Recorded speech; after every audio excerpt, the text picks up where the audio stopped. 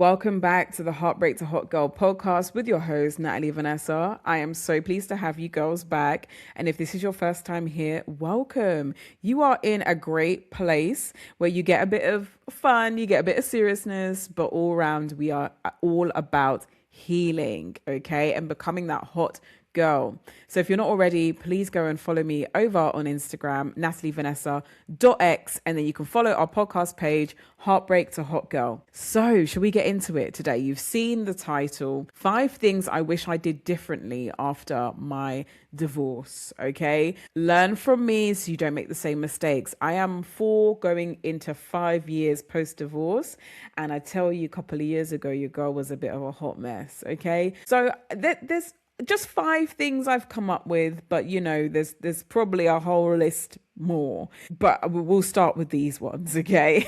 And as always, you know what you need to do: get your hot beverage, get your drink, and sit down and relax. Shall we get into it? So, as you know, for any new people here, I was with my ex-partner for 10 plus years, and we were married for 4 of those years, and we have 2 beautiful children together. That sadly ended in 2021. We got separated. And yes, in 2021 is when I started living my life again. And I tell you what, I really did live my life. And I don't live with regrets ever. We just live with lessons. So here are my 5 lessons to help you. And you might be at that point where you've just got a divorce or you've just broken up with your partner and you're feeling like, I don't know what to do. You're either one or 2 people at this moment. You're either really heartbroken, really crying, can't do much, not eating, not sleeping or anything, or you've gone the other way and you're out partying and drinking and doing God knows what every single weekend to numb the pain. I can say I chose the latter for at least 2 years. I was out partying, I was out drinking, I was going on dates, I was doing all sorts. I thought it just meant that I had bounced back. But now looking at it, it was really a case that I was just trying to numb the pain. I was just trying to numb the pain of what I was going through, because heartbreak and divorce is tough to deal with. It's really tough. So part 1 or point 1 even, I wish I didn't rush to be okay. And this one is a difficult one because I was forced to go out there to, I needed to get a job. I was a stay-at-home mum, but now I needed income. So I didn't really have that time to kind of readjust. It was crap. I need money. I need to get back out there. And for me to be back out there, I need to look like I'm okay. Okay. So I understand the situation that I was in was difficult. It was a difficult situation. So yeah, I wish I didn't rush to be okay. I wish I just took some time out, because I really could have just left the family home and moved back with my mum and just kind of recoup and recalibrate. But literally, we separated, I think it was in the June. By July, I was working full time.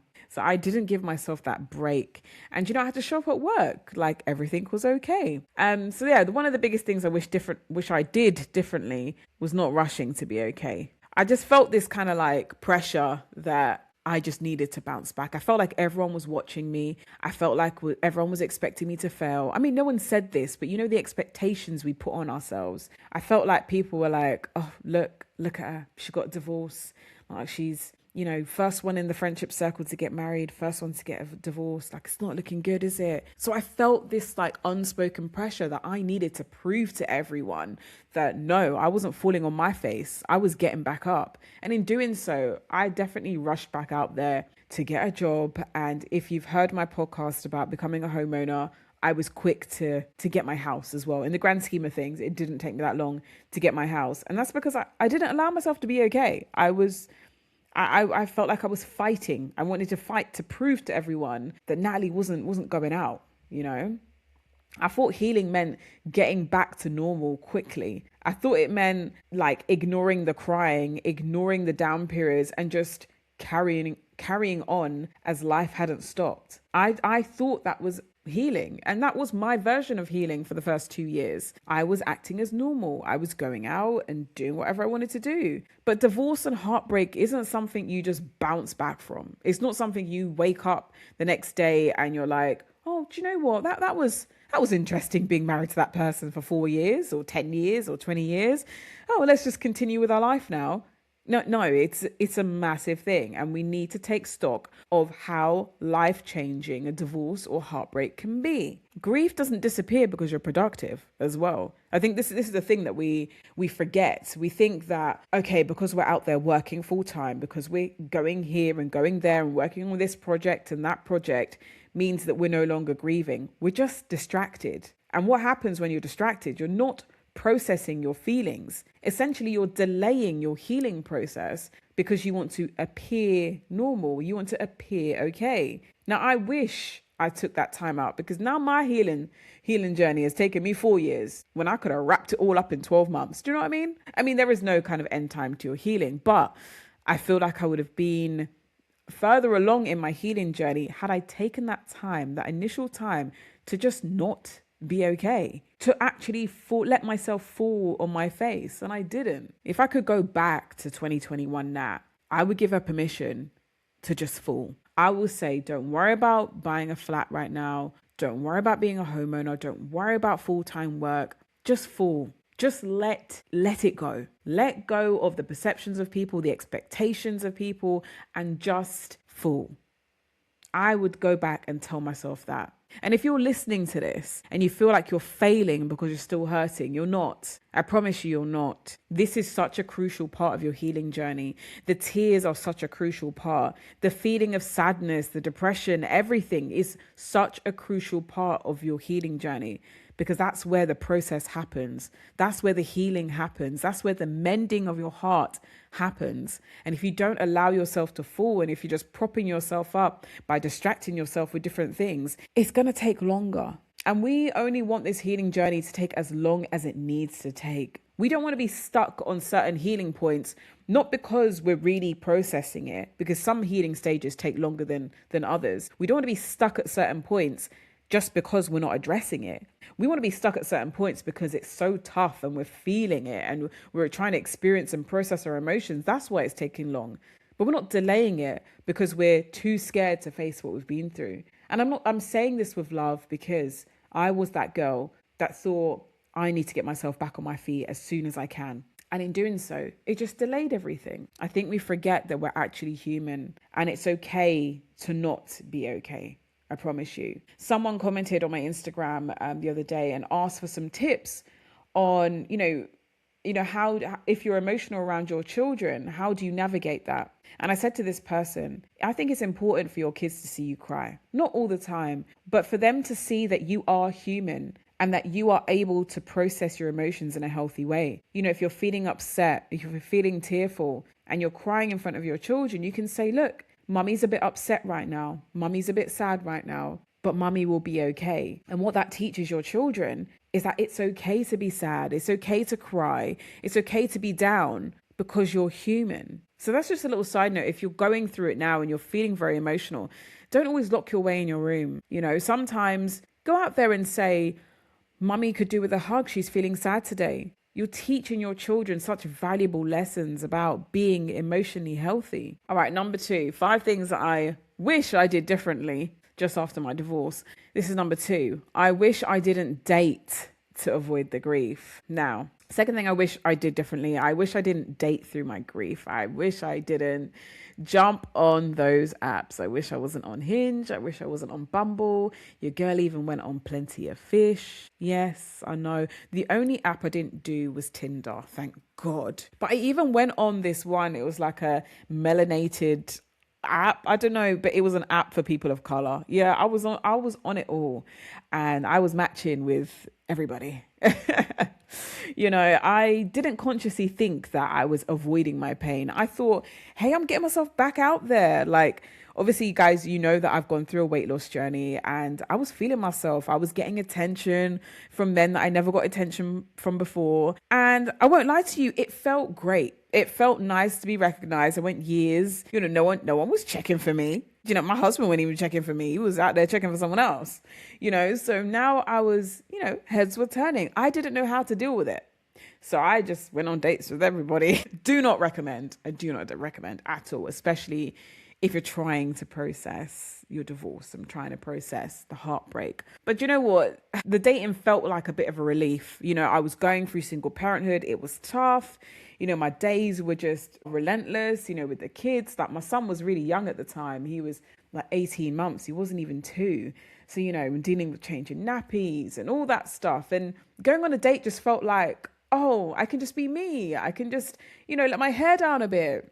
It felt, I was being validated, like I told you about, like I was being recognized as being a pretty girl, and it felt good. But when you haven't healed, you don't choose the right people, and you don't choose at all. You just end up attaching to people. And I definitely went through a period of attaching myself to people that I shouldn't have attached myself to. And this is just like a little disclaimer. If anyone's listening that dated me between the years of 2021 to 2023, your girl wasn't okay. If I told you I liked you, if I even told you I loved you, I was not okay. All right. I had attachment issues. Definitely. I wasn't healed. And a lot of the time, the emotions that I was feeling wasn't even about the other person. I'm so sorry. It was all about me and what I was dealing with. And had I not gone out there and dated, I would have been able to deal with all of that. So if you find yourself going on these dates and quite quickly you're thinking, oh my God, like you're feeling insecure, you're feeling panicked, and you're messaging the guy like, what are we? Or you're checking your phone, oh, he hasn't messaged me back in like 3.5 hours or like 2 minutes or whatever, or you're overthinking about his messages that he's sending you and looking into it and thinking, why did he say that? Why didn't he put a full stop? Why didn't he put an emoji? Like, oh, he hates me now. If you're thinking like that, then you definitely sound like Natalie Vanessa in that 2021, 2023 era. And she was not okay. All right. It wasn't healthy. If I was to ever reveal those men to you, you would look at me sideways and you'd probably unfollow every single account of mine. Because you'll be saying, girl, you were with that? No. Yes, I really was doing charity work. And I don't want any of the ladies that are listening to me, that are following my podcast, following my page now. We ain't doing no charity work. We're not getting with men that are beneath us. We're not doing that. We are here to go from heartbreak to what? To hot girl, okay? And hot girls don't get with loser guys, okay?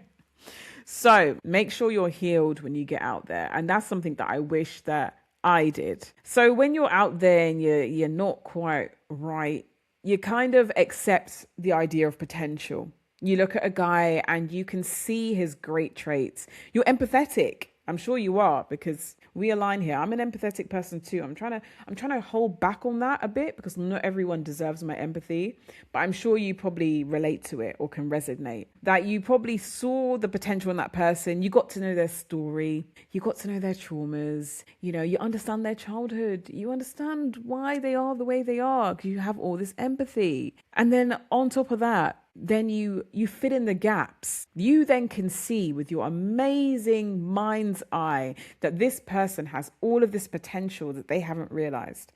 And what you do, you attach yourself to that potential. You're now in a relationship with that potential, and you forget about the person that is in front of you. You forget about the person that you're actually dating, because you have gone off and ran off into the sunset with that potential. And in doing so, you end up ignoring red flags that are staring you and glaring you in the face. All because as well that you might be lonely. Loneliness is a real thing. If you have been with your partner for how many years and lived together, transitioning from that to now being on your own and living life as an adult on your own, I'll be real with you. You will feel lonely. But here's the thing. Loneliness is just another emotion. It's just another feeling. It's only us that puts all this negative kind of connotation to it. But that feeling of loneliness, I think, is really important to embrace that at that stage, because if you don't embrace it, you will end up running into the hands and into the arms of men that don't deserve it, okay? Another thing that we do, we confuse chemistry with connection. And I did this quite a lot.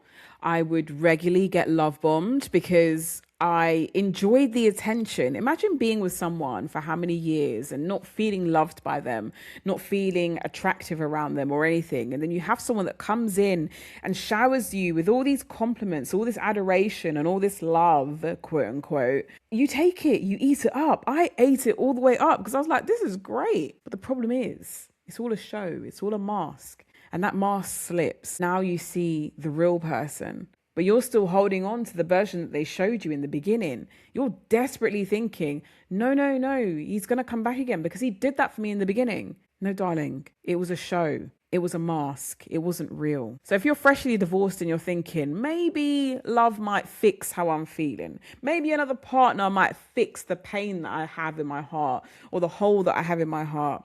I promise you it won't. And I've said this before on my podcast and on my platform, you need that time to heal. 12 months at a bare minimum. If you've been with your partner for more than a decade, you need longer. You need longer to really process the emotions. And it's not just missing that person. It's not just processing that you don't have that person in your life. It's also processing the future and the idea or the future that you had in your mind with that person, the identity that you created with that person, and the life that you thought you would have together. So there's one part of you missing that person, yes, missing that, the times that you had together.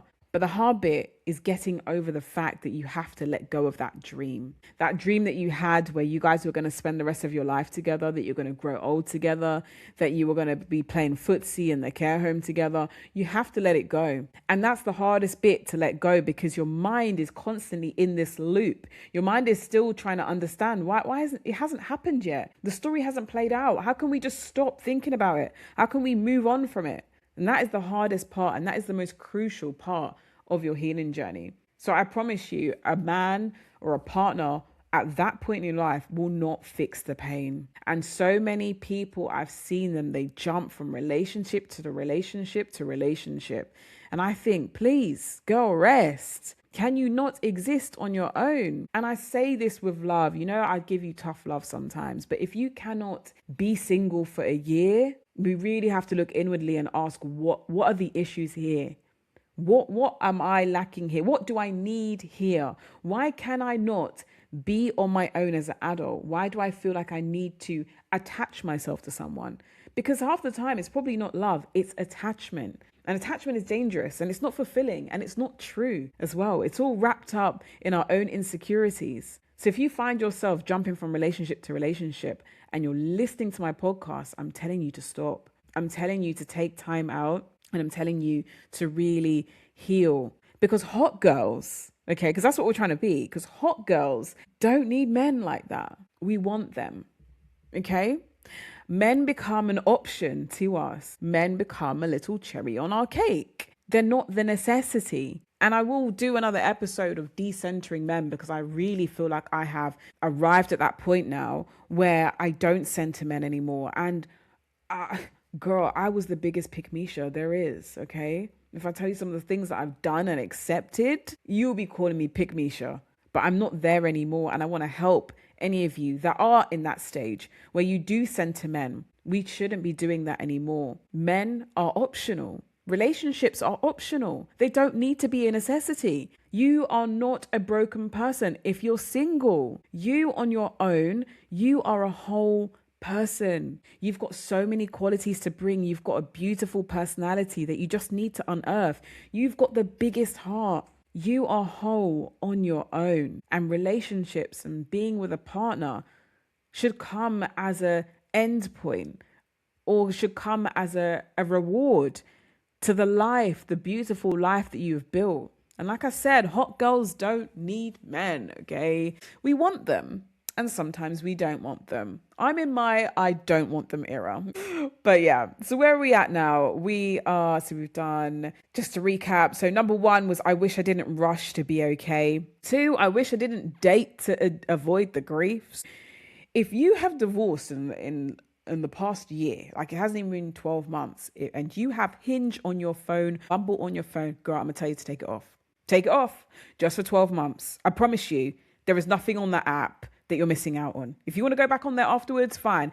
Give me 12 months, okay? Give us 12 months of undivided attention, of you focusing on yourself and healing. And then let me know if you want to go back on those apps afterwards, because girl, you got to be a strong soldier to be on them apps, because I tell you. Anyways, number 3, I wish I asked for help without guilt. Now, I'm an only child. I grew up as an only child, guys. So I'm very, very independent. Okay. Don't like to ask help from people. I'm learning. It felt like, it felt like a weakness a bit. So yes, I wish I asked for more help without that guilt attached to it. And this one, yeah, it's still something I'm working on, but we're getting there. Okay.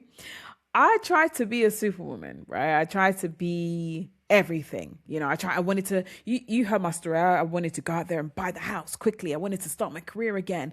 I wanted to be the best mum. I was doing activities at home with the kids. I was doing it all. I just wanted to be that person, that girl, and still showing up for everyone else, still trying to be a good sister, a good daughter, a good mother, a good friend. I was trying to do all of that and not ask for help in the meantime, because I thought asking for help meant that I was failing. I thought it meant that I wasn't good enough. I thought that it meant that I had failed, essentially. And that's not the case. And that's what I want you guys to understand today. And what I want you to realize, that independence is not the same as isolation. So you can be an independent woman, but you can also be an isolated one if you make yourself that way. If you're constantly saying no to people, pushing them away and not wanting their help and saying, no, I'm going to do it on my own and do it on my own because I don't want people to let me down.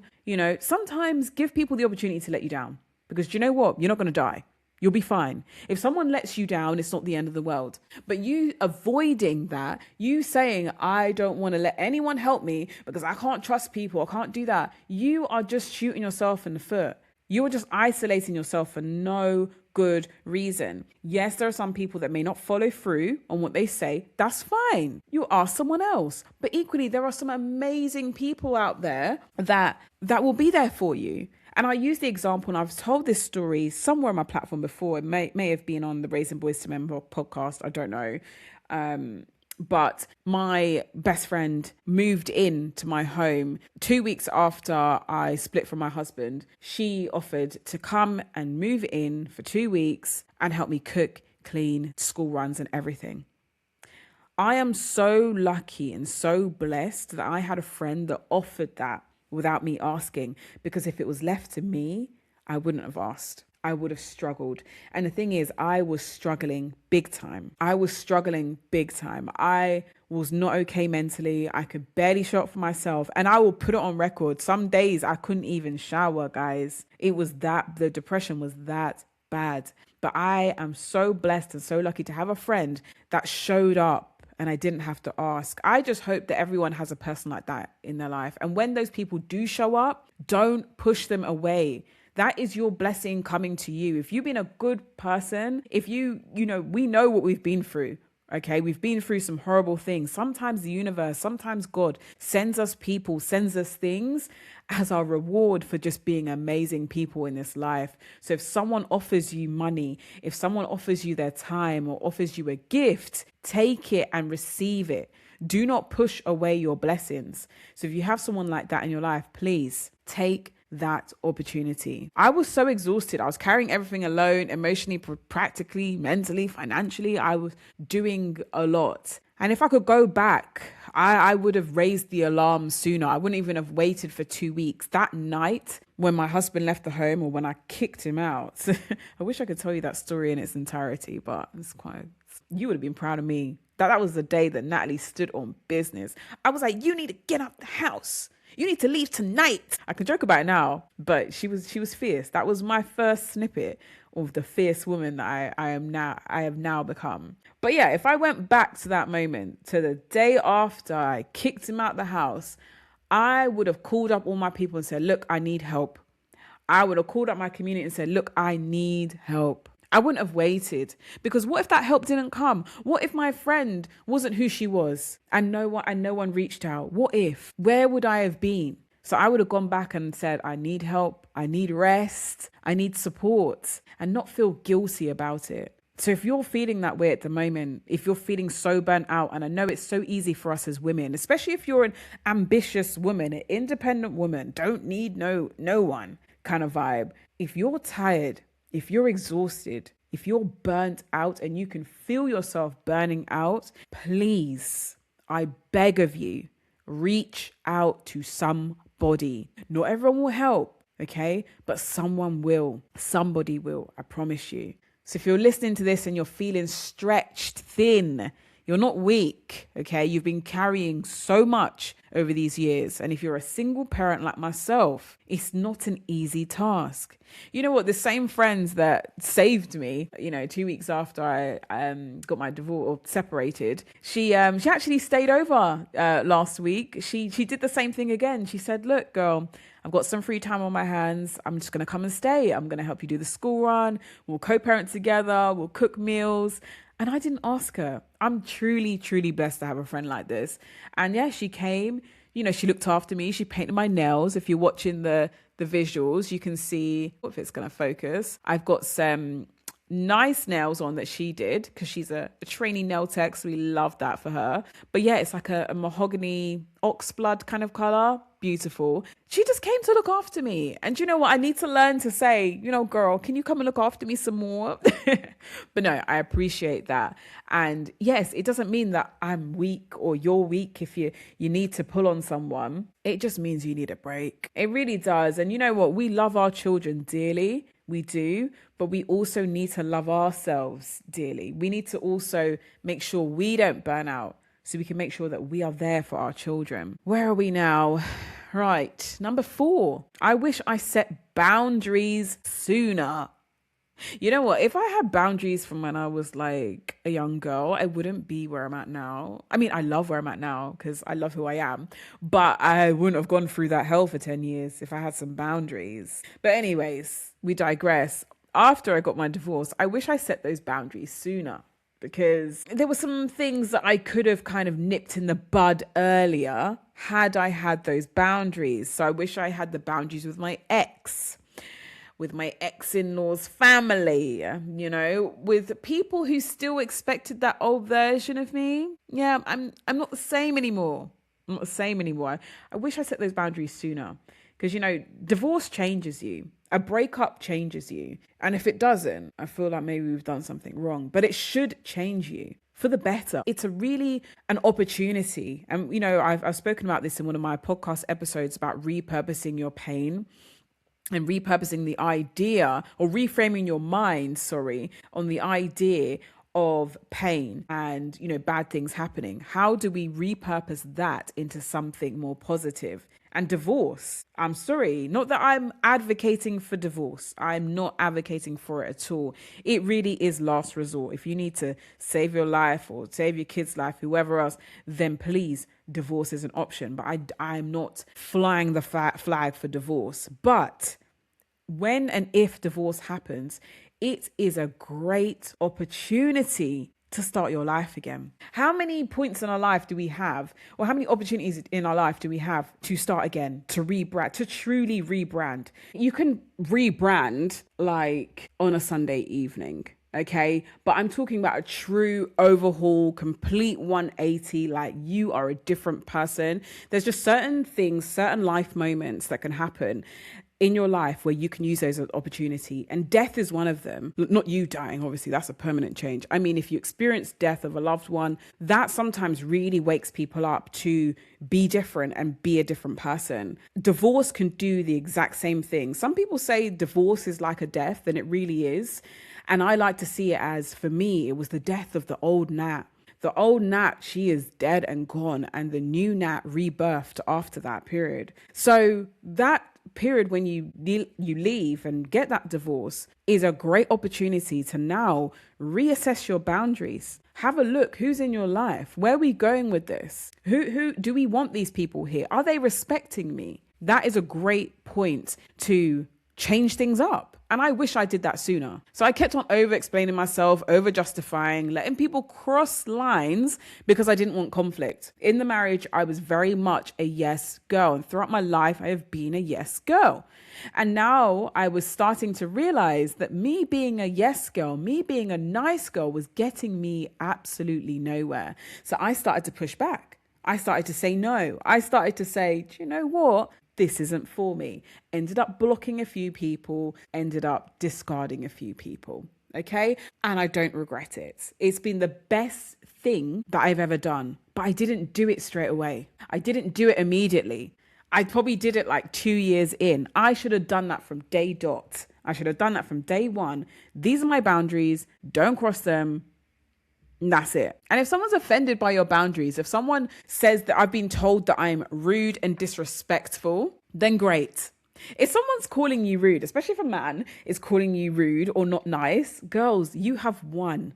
Okay, because men love women that don't have boundaries. They love women that don't have any self-worth. If they call you a nice girl, I promise you, it's not a compliment. It's not. If a man says that you're not nice or if you're tough or you're a bit mean, I'm telling you, you've won.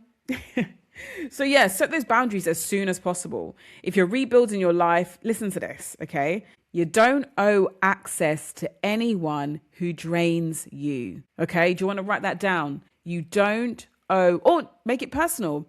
I don't owe access to anyone who drains me. I do not owe access to anyone who drains me. You have the right to choose who you have in your life. And if people are crossing your boundaries and are disrespecting you, you have a right. You have a right. I'm really drilling home that point. You deserve to choose who stays in your life and who goes. And I know we neglected ourselves for so many years, ladies, but we're not doing it anymore, right? Right.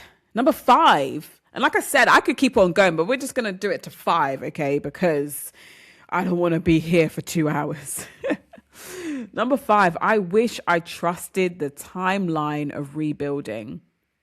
I wish I trusted the process of the healing journey. I wish I trusted the time that it takes. You know, you often see things like trust the process, trust the journey. No. No, really, trust it, because everything happens in the right time. Have you ever looked back at life and thought, nah, that didn't quite happen at the right time, or that should have happened? Everything always, I promise you, maybe if you think that, maybe the story's not done yet, but everything ultimately always ends up happening at the right time. And that rebuilding phase, like I said, divorce is an opportunity to rebrand and rebuild. And that phase there, you need to trust the timeline. And I know it feels a bit like you're walking in the dark. You can't see where you're going. You're tripping over the rocks on the floor. You know, you might meet a few animals along the way. The animals I'm talking about are the men. And you need to just take your time. If you see something, if you feel something you don't quite like, it doesn't mean you run back in the other direction and start your journey again. It might mean that you just pause. You might just feel your way around a little bit. You might just get acquainted with your surroundings a bit more. You might have to get down on the ground and be like, oh, what was that? And have a closer look. But you need to trust that journey. You need to trust that path that you're on. You need to trust that timeline of rebuilding and the journey that you're going on. Because I believe in God, and I don't like to make my podcast and my content too religious, because I know everyone has their different views. But if you have hope in something that is of a higher power to yourself, whatever that is, for me, I'm a Christian, so I believe in Jesus. For you, it might be something else, but whatever you have, and you have a hope in that, you need to trust that that higher power is guiding you through life, and that higher power has your best interest at heart. And that is the same when you're on your healing journey. You need to believe and trust that your angels, your guides, your ancestors, whoever you believe in, I don't care, okay? It's not I'm not in this to tell you what's right and wrong. I don't care what it is. As long as you have a belief in something that's higher than you, you need to trust that they are guiding you through what you need to get through. And I wish I trusted that more. You know, I was too willing I wanted to rush everything. Like I said, I was rushing to buy a house. I was rushing to get a job. I was rushing to find a new partner. I remember the first guy I dated out of my marriage. I was like, yeah, I met my husband. I met like, what? Girl, sit down and relax, please. You were just with someone for 10, 11 years. What do you mean you met your husband again? Like, no. And yes, lo and behold, he was not my husband. In fact, he was probably the most toxic guy I've ever dated to date. If I tell you some of the stuff that he did and the situation that we had, your jaw would drop. It was horrible. I practically picked up a 2.0 of my ex. But anyways, I wish I trusted that timeline. I wish I just felt in the moment and allowed myself to grieve the life that I thought I was going to have. Because some days you might feel strong. Some days it hits you out of nowhere. And me, I'm going into my 5th year now of, post-divorce, being single-ish. I had one mini relationship for like 3 months. I don't really count him. But I've been single-ish for 5 years, coming up to 5 years. And some days I feel great. I feel on top of the world. I feel, I'm healed and this. But then something might happen. I might feel a bit lonely or something might trigger me. Like, we're human, guys. We're human. And the healing journey is up and down. But we have to trust the process every single time. I can't stress this enough. And this whole process is a part of you becoming the woman that you always wanted to be. And if you're listening to this podcast, it's the process of you becoming that hot girl. Okay? It's the process of you going from heartbreak to a hot girl. And that process don't happen overnight. You think I woke up I did wake up like this, guys. If you see the visuals on YouTube, I'm looking so cute today. No, I didn't wake up like this. I actually put makeup on. I had to draw my eyebrows on. I had to do a little contour, a little blush. Like, there's a journey in everything. There's a process in everything. And there is a process from going from heartbreak to hot girl, which I am trying to guide you through. So I have given you some of my, I don't want to say mistakes, things that I wish I did differently. Lessons learned. So lessons learned. And you know what? If you're listening to this and you end up not doing any of these and you go on your own journey, then so be it, girl. Then so be it. Just do us a favor and let the next generation know not what to do. Not what to do, what to do. Not what to do. I don't know. It's getting late now. My throat's hurting. So yeah, just to recap. So number 1 was I wish I didn't rush to be okay. Number 2, I wish I didn't date to avoid the grief. Number 3, I wish I asked for help without guilt. And number 4, I wish I set boundaries sooner. And 5, I wish I trusted the timeline of rebuilding. Thank you so much for joining me today. Thank you so much for your time. Thank you so much for staying committed to your healing journey. We will get there. You will get there. And you know what? You're a lot closer than you were yesterday. Take care of yourself. And remember, stay hot, ladies. Bye.